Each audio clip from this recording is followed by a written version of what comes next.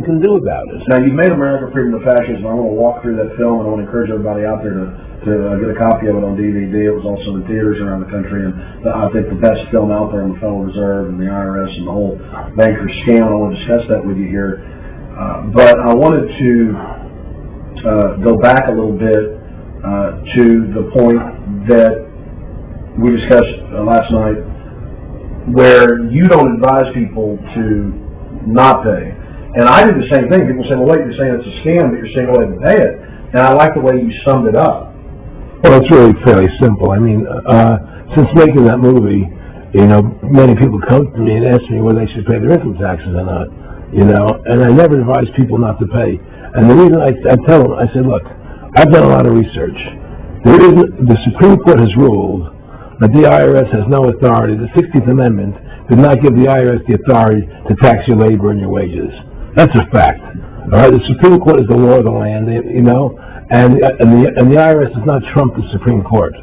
However, that being the case, the fact is, if the mafia would come to you and say, we want $2,000 a month or we're going to hurt you, I would not advise you not to pay them, because you may get hurt by not paying them. Whether it's legal or not doesn't necessarily matter.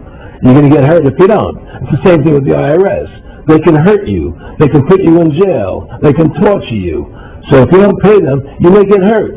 So I never advise people not to pay. You know, I tell people, yeah, pay your taxes. Look what happened to Congressman Hansen. Yeah, Congressman Hansen's a great example. Pay your taxes. But you know what? Shut down the Federal Reserve System, and eventually you won't have to pay those taxes anymore. See, the IRS is a symptom of the problem. The real problem is the banking industry and the bankers in this country. That's where the real problem lies. That's the root of our problem.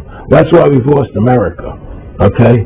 So yeah, pay your taxes. Because if you don't pay them, you might get hurt. And I've heard all the arguments, you know, what tax protesters say and so on and so forth. And I don't call them tax protesters. I call them the tax honesty movement. Because they're being honest, you know, at least.